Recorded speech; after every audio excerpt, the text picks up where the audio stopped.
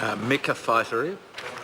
Mr Speaker, tēnā koe, Mr Speaker. It gives me great pleasure to take a call on this bill. Can I start too by acknowledging the newly appointed Minister for Health, Honourable Dr Jonathan Coleman, and I wish him well in his tenure as the Minister of Health.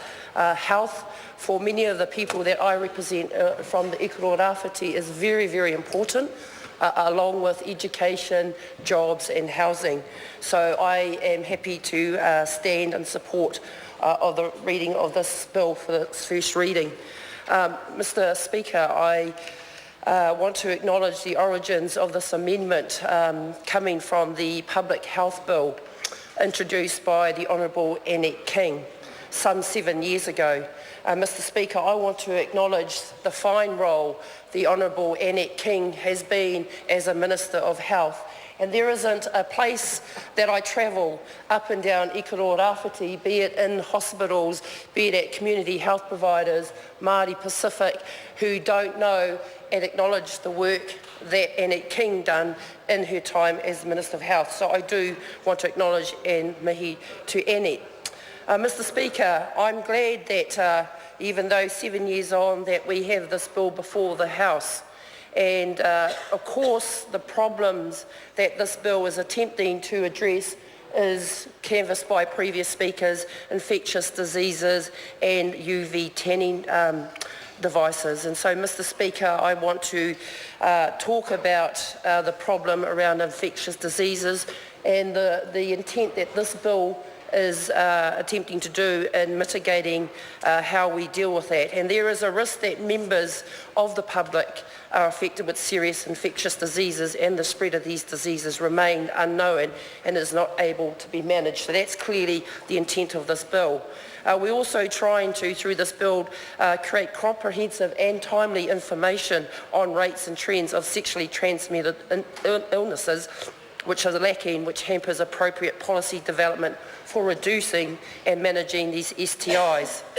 Mr Speaker, we're also, through this bill, trying to address the lack of immediate options for effective case management that is either voluntary compliance or detention, which means that in practice, usually only limited action is able to be taken to manage and assist people whose behaviour puts other people at risk. And fourthly, Mr Speaker, we're also trying to trace and contact people who may be sources of infection and require treatment, if not undertaken in many situations, will result in the source of infection further spreading. And again, Mr Speaker, we don't want this in our communities. Mr Speaker, as such, the government needs to do more to help stem the spread of infectious diseases, and I acknowledge that this introduction of this bill is clearly attempting to do that. There's been comment on the UV tanning, and as some of us start approaching the warmer months of summer, some of us don't need to be tanning perhaps as others feel the need to. But it is a serious matter, Speaker. The harm that tanning does cause, particularly to young people and to perhaps many people in this House, bar some of us. And I guess it's both a privilege and I guess an advantage of being of a certain ethnic background. We celebrate that some of us don't need to use tanning. But getting back to the serious nature of it, there are people that suffer severely through UV tanning, and this bill is attempting to make sure that we are managing that, Mr Speaker, so to prevent further harm for those, particularly, as previous speakers have mentioned, the under 18s.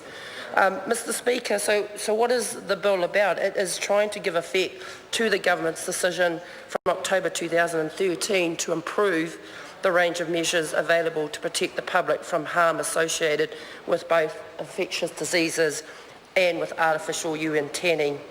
So, Mr Speaker, improving, like I mentioned, tracing of people who have infectious diseases seems pretty reasonable. It sounds pretty straightforward, but I know for many people, whether it's the exposure to that information being made more public, But the end point for me is the fact that we need to protect our communities from the further spreading, and therefore we need to make sure that we are having a facility that registers people with those types of diseases. So it is important that we create the opportunity to ensure that people are registering, and I see in the bill that there's an expectation that all information will be confidentially held, and that's perhaps one of the scaring points that some of the previous speakers have had.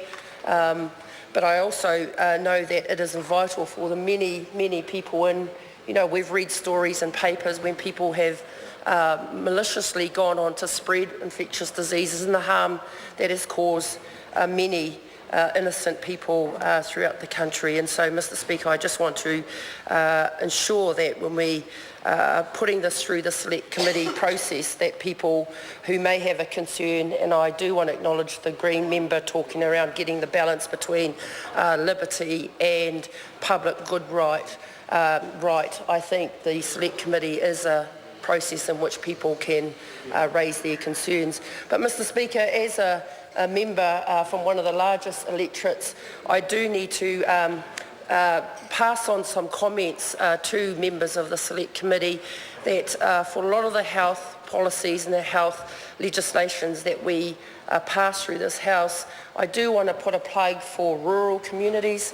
I do want to put a plug for isolated communities, simply because they don't have access to a lot of the services that we enjoy for those that live in more metropolitan and larger provincial towns. And so there are communities up and down my electorate, just the logistics of actually implementing a registration like in this and managing the unintended consequences of UV tanning devices. So can I leave that with the great members of the House Select Committee to ensure in your deliberations that something in passing this bill, that we are able to ensure that all New Zealanders, no matter where they live, no matter how far they live from centres, that they are able to access the benefit of this legislation and the intent behind it. Mr. Speaker, I do join with others in this House in standing in support of this bill, and I look forward to the report back that will come from the House Select Committee. Kia ora.